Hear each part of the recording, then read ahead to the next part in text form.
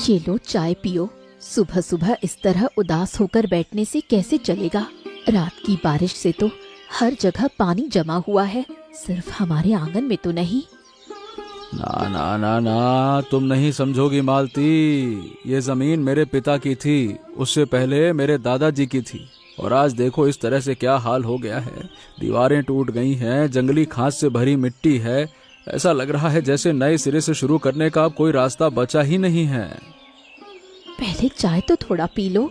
खाली पेट कुछ भी सोचोगे तो सब बुरा ही लगेगा। मैं देख रही हूँ सुबह से तुमने मुंह में पानी की एक बूंद तक नहीं डाली है।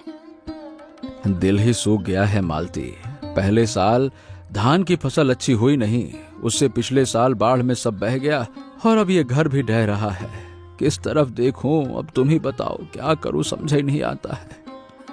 सुनो, मैं तुम्हें एक बात बताती हूँ। अगर ये जगह ऐसे ही खाली पड़ी रही तो और ज्यादा बर्बाद हो जाएगी, है ना।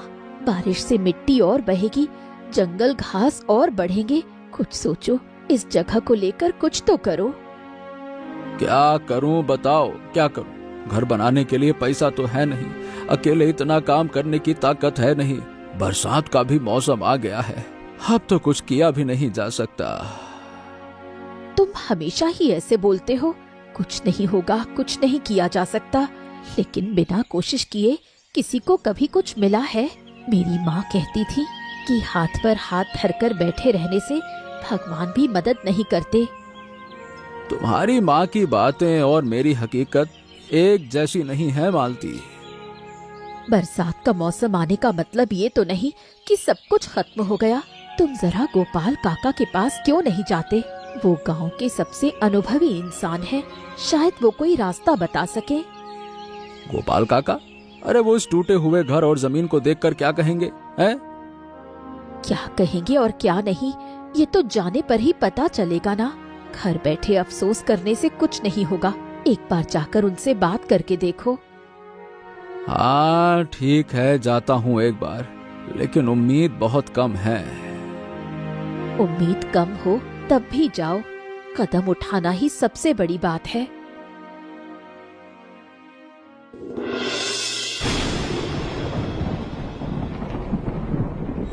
हरिपद, तू इस जगह को टूटा हुआ और बेकार कह रहा था ना, लेकिन यहाँ खड़ा होकर एक नई उम्मीद देख रहा हूँ।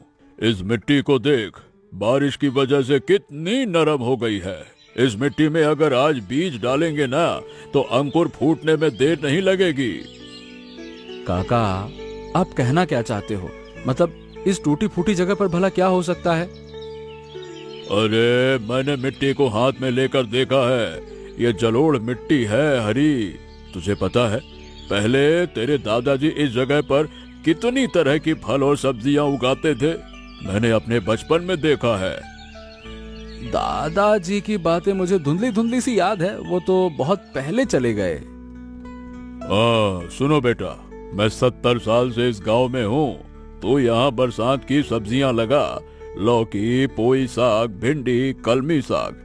इस मौसम में ये सब बहुत शानदार होते हैं। लेकिन काका, मैंने तो जिंदगी भर सिर्फ धान की खेती की है। सब्जी का बगीचा कैसे बनाते हैं ये मैं ठीक से नहीं जानता।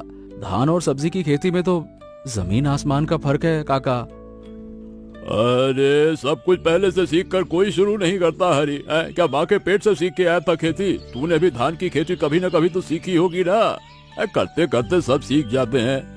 इतना कोई कठिन नहीं है। इस गांव में नयन है ना, उस लड़के ने सब्जी की खेती के बारे में बहुत पढ़ाई की है। जरा उसे बुला, वो तेरी मदद करेगा। नयन? अरे क्या वो मेरे साथ काम करने को तैयार होगा? वो तो खुद अपने लिए काम ढूंढ रहा है काका। अरे तू उससे पूछ कर तो देख, सब कुछ तुझे ही पता है जैसे। हाँ नहीं तो क्या समझाऊं। सुन, उस लड़के के मन में काम करने का बहुत जुनून है, सपने बड़े हैं उसके, लेकिन उसके पास मौका या जमीन नहीं है। तेरे पास जमीन है लेकिन जानकारी नहीं है। दोनों मिलकर करोगे तो दोनों का फायदा होगा। टूटी हुई जमीन भी एक दिन सोने का खेत बन सकती है, ये बात याद रखना। आपकी बातें सुनकर मन में थोड़ा हौसला तो आ रहा है काका। ठीक है, लेकिन क्या सच में इस जमीन पर कुछ हो पाएगा? मतलब अरे तू भरोसा रख हरी, अब मिट्टी कभी इंसान को धोखा नहीं देती है। तू मिट्टी से प्यार कर, मिट्टी तुझे सब कुछ लौटा देगी, समझा? अरे सच तो ये है मालती कि पत्नी की बात समझने में हर मर्द को थोड़ा वक्त लगता है। काका, आपने कहा है इसलिए ये सुनेंगे। मेरी बात तो ये कब सुनते हैं।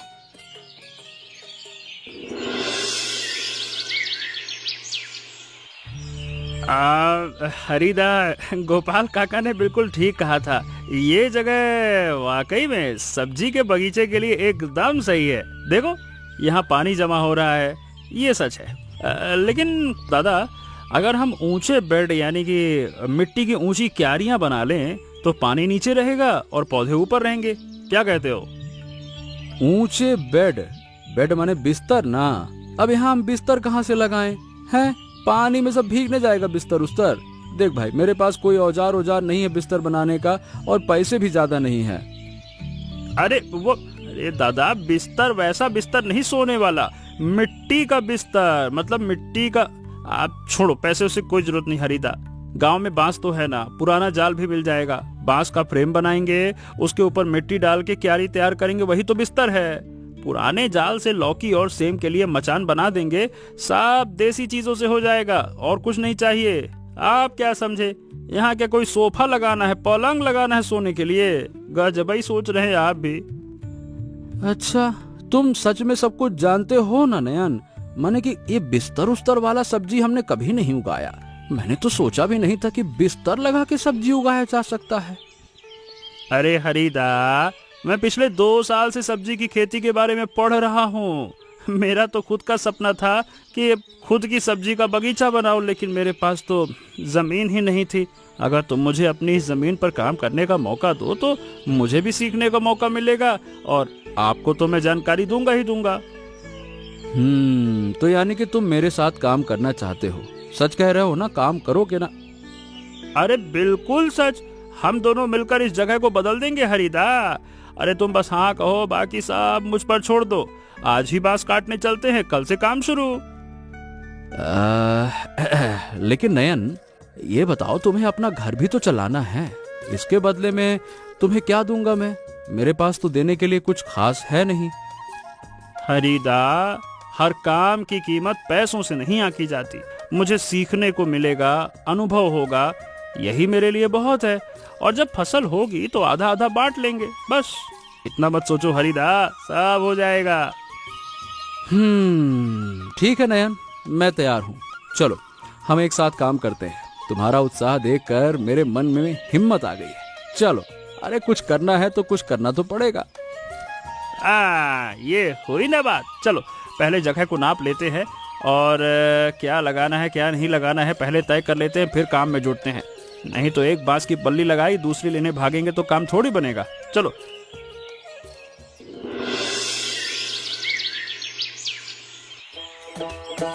नयनदा, कितनी सुंदर क्यारियां बना रहे हो। मैं कुछ बीज लाई हूँ, देखो काम आएंगे क्या? दिखाओ जरा, कौन सा बीज लेकर आई हो झिलिक? हमारे घर की लौकी और पोई साग के बीज हैं। पिछले साल हमारे घर में इतनी लौकी हुई थी कि पूरे मोहल्ले को बांटने के बाद भी खत्म नहीं हुई। इन बीजों को मैंने संभाल कर रखा था, और पोई साग का बीज भी बहुत अच्छी क्वालिटी का है। गहरे हरे पत्ते होते हैं, पकाने पर बहुत स्वादिष्ट लगते हैं। सच में? इतने अच्छे बीज? वाह, तुमने बहुत बढ़िया काम किया झिलिक। इन्हें इस क्यारी में लगाएंगे तो बहुत अच्छा होगा। तुम्हारा बहुत बहुत धन्यवाद। धन्यवाद नहीं दोगे तो भी चलेगा, लेकिन एक बात कहूँ, पौधों को देखभाल की जरूरत होती है। सिर्फ बीज लगा देने से काम नहीं चलेगा, रोज देखना पड़ेगा। मैं अपने घर के पौधों को रोज सुबह देखती हूँ। कोई पत्ता पीला तो नहीं पड़ रहा, कहीं कीड़े तो नहीं लग रहे। तुम इतना ध्यान रखती हो झिलिक, लड़की होकर पौधों के बारे में इतना सोचती हो। हरिदा, पौधों के बारे में सोचने के लिए लड़का या लड़की होना जरूरी नहीं है। मेरी माँ ने मुझे बचपन से सिखाया है, कि पौधे बेज़बान बच्चे की तरह होते हैं। उनका अपना कोई मुंह नहीं होता बोलने के लिए, इसलिए हमें ही उनका ख्याल रखना पड़ता है। क्या तुम हमारे साथ काम करोगी? तुम्हें तो पेड़ पौधों का बहुत अच्छा अनुभव है। सब्जी के बगीचे में भी मेरी बहुत रुचि है। अगर आप लोग चाहें तो मैं मदद कर सकती हूँ। खासकर पौधे तैयार करने और उन्हें लगाने के काम में मैं अच्छी हूँ।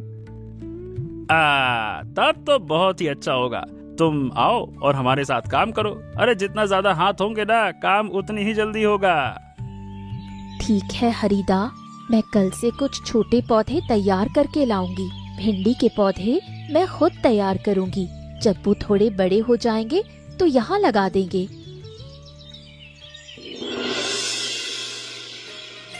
मालती, अरे देखो तो क्या बात है, ये जगह कितनी बदल रही है। उस दिन जब तुमने कुछ करने को कहा था ना, सही बताए मालती, तब तो मैंने सोचा भी नहीं था कि ये सब इतना सुंदर हो जाएगा। नया लड़का सच में बहुत अच्छा काम करता है। मैंने तो पहले ही कहा था, कोशिश करने से सब कुछ मुमकिन है। कितनी सुंदर क्यारियां बनी हैं, पौधे भी लग चुके हैं। हाँ, झिलिक लड़की भी बहुत अच्छी है। अपने घर से बीज ला कर दे दिए, पौधे तैयार करके दिए। वाह, गांव के लोग जब इस तरह साथ खड़े होते हैं तो सच में मन में बहुत ताकत आ जाती है। वही तो, अकेले कोई काम नहीं होता, सब मिलकर करें तो तभी काम सुंदर होता है।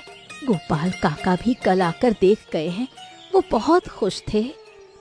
काका की उस बात ने मेरी जिंदगी ही बदल दी। मालती, टूटी हुई जमीन भी एक दिन सोने का खेत बन सकती है। बस ये एक बात ने मेरी जिंदगी बदल दी और ये मैं जिंदगी भर नहीं भूलूंगा। जानते हो हरी, आज सुबह जब मैंने मिट्टी में छोटे छोटे हरे पौधे देखे तो मेरा दिल भर आया। ऐसा लगा जैसे ये पौधे हमारे ही बच्चे हों, जिन्हें हम बड़ा होते हुए देखेंगे। तुम कितनी खूबसूरत बातें करती हो मालती, मैं तो इस तरह सोच भी नहीं पाता। अरे मुझे तो बस हाथ चलाना और कुदाल चलाना आता है, वही चलाता हूँ मैं। कितना सुंदर नजारा है ना? प्रकृति खुद हमारे बगीचे को पानी दे रही है, हमें बस प्यार से उनकी देखभाल करनी है। हाँ, इतना तो हम कर ही सकते हैं। अरे इतना तो हमें करना ही होगा।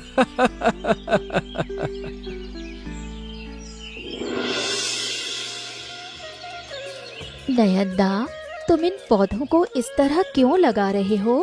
पूर्व दिशा में लगाओगे तो सुबह की धूप मिलेगी और पौधे बहुत अच्छे होंगे। भिंडी के लिए धूप बहुत जरूरी है। अरे झिलिक, मैं सोच समझकर ही इसे इस तरफ ला रहा हूँ।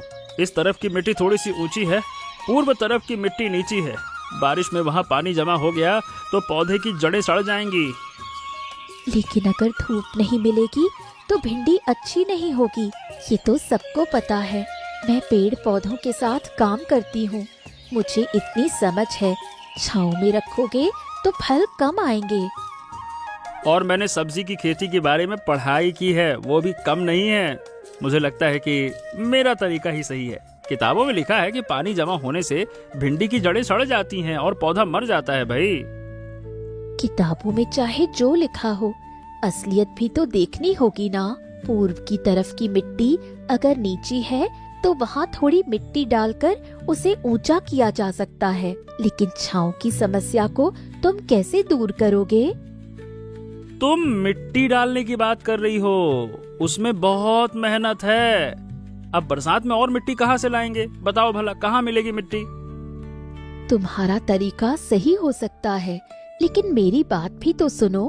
क्या मैं कोई गलत बात कह रही हूँ?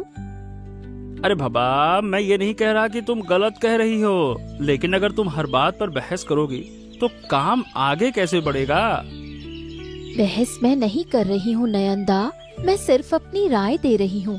लेकिन अगर तुम्हें लगता है कि मैं फालतू की बात कर रही हूँ तो मैं चुप ही रहती हूँ। देखो झिलिक, मैं नहीं चाहता कि तुम उदास हो, लेकिन अभी पौधे लगाने का समय है। इस बारे में हम बाद में बात करेंगे ना, कोई दिक्कत नहीं है। ठीक है, तुम्हारी मर्जी, मैं अब कुछ नहीं बोलूंगी।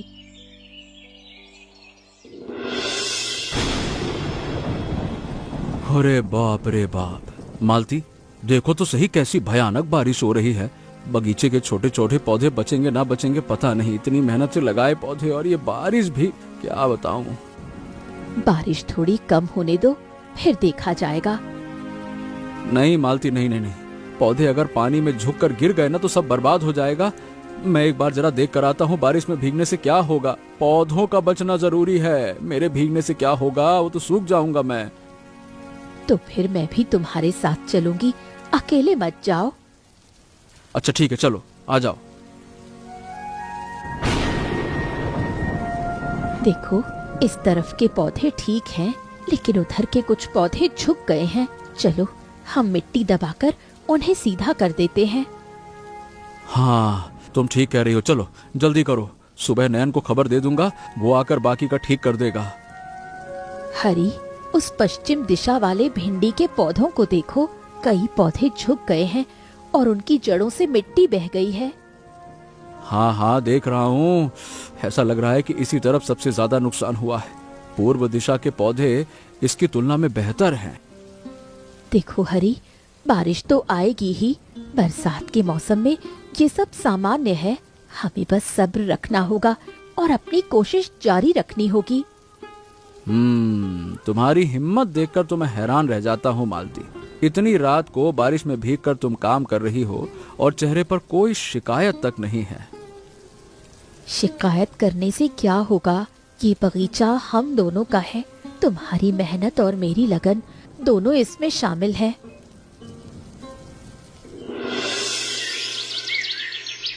नयन, सुना है कि रात की बारिश में कुछ पौधे खराब हो गए। किस तरफ के पौधों को ज्यादा नुकसान हुआ है? काका, पश्चिम दिशा वाली भिंडी के पौधों को थोड़ा ज्यादा नुकसान हुआ है। बाकी पूर्व दिशा वाले पौधे जो हैं वो थोड़ा सा ठीक हैं। झिलिक ने कहा था ना उन्हें पूर्व दिशा में लगाने के लिए। पूर्व की मिट्टी थोड़ी सख्त है, वहाँ शायद इतना नुकसान नहीं होता। काका, झिलिक ने कहा था, लेकिन मैंने सिर्फ अपनी ही बात को सही माना। अब वाकई में लग रहा है कि मुझे उसकी बात सुननी चाहिए थी। नयन, तेरी बात भी पूरी तरह से गलत नहीं थी। पानी जमा होने वाली बात तूने बिल्कुल सही पकड़ी थी, लेकिन गलती ये हुई है बेटा कि तूने झिलिक की बात को सुनना ही नहीं चाहा। अगर दोनों की बातें मिला देते तो एक बेहतर फैसला लिया जा सकता था, है ना? हाँ, आप बिल्कुल ठीक कह रहे हैं काका। देखो बेटा, पौधों की तरह इंसानों को भी एक दूसरे के सहारे की जरूरत होती है। पौधा अकेला नहीं बढ़ता, उसे मिट्टी, पानी और धूप चाहिए होता है।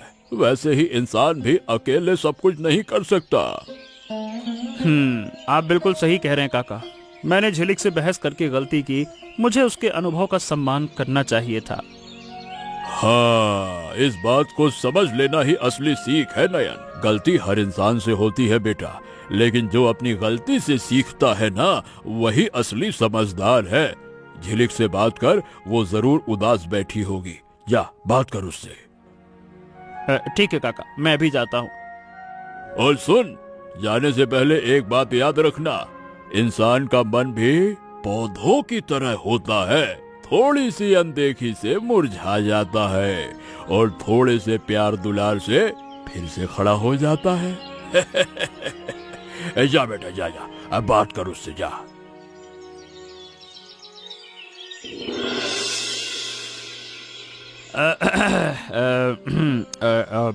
झिलिक, उस दिन तुम्हारी बात ना मानकर मैंने गलती की। तुम बिल्कुल सही कह रही थी। पश्चिम दिशा में पौधे नहीं लगाने चाहिए थे। नयनदा, मैं भी तुमसे एक बात कहना चाहती हूँ। उस दिन मैंने भी थोड़ी ज्यादा जिद कर ली थी। मुझे भी तुम्हारी पूरी बात सुननी चाहिए थी। तो इसका मतलब हम दोनों से ही थोड़ी थोड़ी गलती हुई है ना? गोपाल काका ठीक ही कहते हैं। बहस करने के बजाय आपस में बातचीत करके काम करना चाहिए। हाँ, काका हमेशा सही बात कहते हैं। उन्होंने जिंदगी में बहुत कुछ देखा है, इसलिए उनकी बातों में दम होता है। अब बताओ आगे क्या करना है?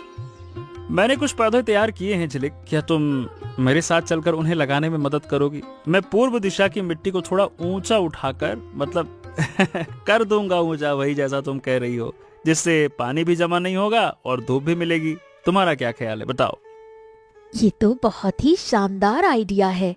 दोनों की बातें मिलाने से देखो कितना अच्छा उपाय निकल आया। मैं अकेले ये कभी नहीं सोच पाती।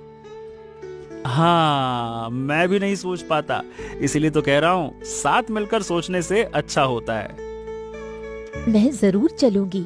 चलो आज मचान को भी एक नए सिरे से बांध देते हैं। बारिश की वजह से पुराना मचान थोड़ा ढीला हो गया है। मुझे बांस की गांठ बांधना आता है, मेरी माँ ने सिखाया था। तुम्हें बांस की गांठ बांधनी आती है? वाह, क्या बात है, ये तो बहुत बढ़िया है। मैं जब भी कोशिश करता हूँ, पता है, गांठ ढीली हो जाती, मुझसे खींच के बांधो तो भी बनती नहीं है। मैं तुम्हें सिखा दूंगी, कोई मुश्किल काम नहीं है, बस थोड़ा तरीका पता होना चाहिए। चलो देर किए बिना काम पर लगते हैं। हरी, जरा देखो तो, ये वही टूटा फूटा आंगन है जिसे देखकर तुम सिर पर हाथ रखकर बैठ गए थे। आज देखो ये कैसी हरियाली से लहला रहा है। हाँ, सच में मालती, अगर कोई आंख बंद करके किसी को यहाँ लाकर खड़ा कर दे तो वो पहचान नहीं पाएगा कि ये वही पुरानी जगह है क्या। देखो, हाँ। झिलिक के दिए हुए बीज सच में बहुत अच्छी क्वालिटी के थे और नयन ने भी कितनी कड़ी मेहनत की है। अगर गोपाल काका की सलाह न मिलती तो शायद हम ये काम कभी शुरू ही नहीं कर पाते। बिल्कुल सही कहा। एक इंसान की सलाह, दूसरे के बीज, तीसरे की मेहनत, सब ने मिलकर इस बगीचे को बनाया है। आज मुझे समझ में आ रहा है कि अकेले कोई काम नहीं किया जा सकता। ये बगीचा हमें सिर्फ सब्जियां नहीं दे रहा है हरी, बल्कि मन को एक अजीब सा सुकून भी दे रहा है। शाम को यहाँ आकर खड़े होने से दिन भर की सारी थकान दूर हो जाती है। तुमने बिल्कुल सच कहा मालती। पहले मैं शाम को घर के सामने उदास होकर बैठा रहता था। अब शाम को बगीचे में थोड़ा घूम लेता हूँ, पौधों को देख लेता हूँ तो मन खुश हो जाता है। और तुम्हारे साथ हो तो और अच्छा लगता है। काहे मालती?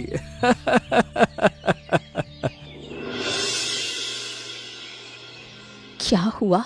इतना उतरा हुआ चेहरा लेकर क्यों आए हो? किसी ने कुछ कहा क्या?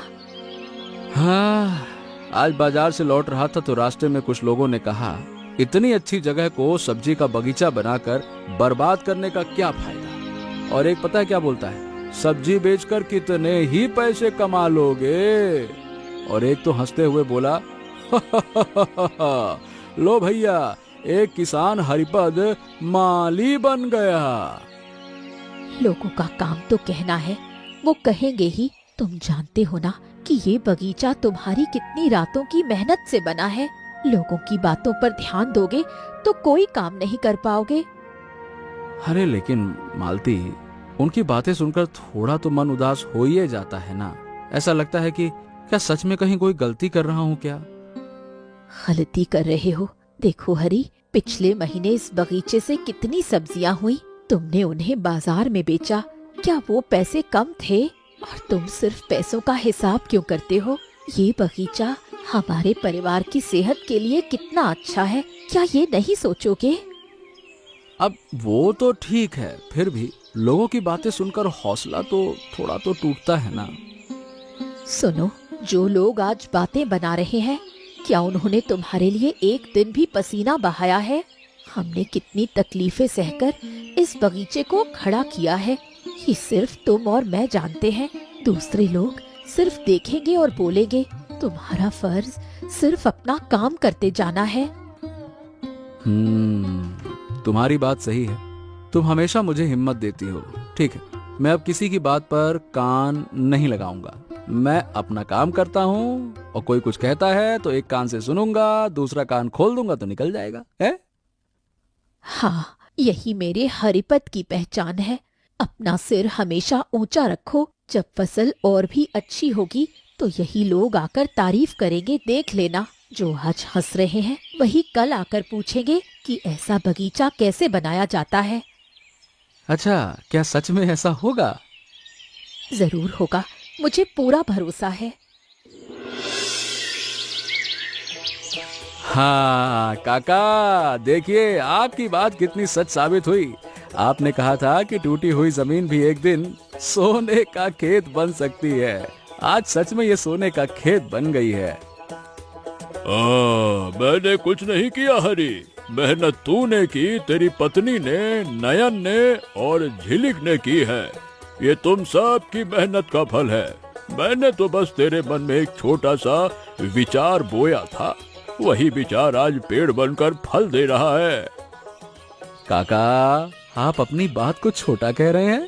अरे आपकी उस बात ने ही तो सब कुछ बदल दिया। हाँ, अगर आपने उस दिन राह न दिखाई होती ना, तो शायद मैं आज भी सिर पर हाथ धरे बैठा रहता।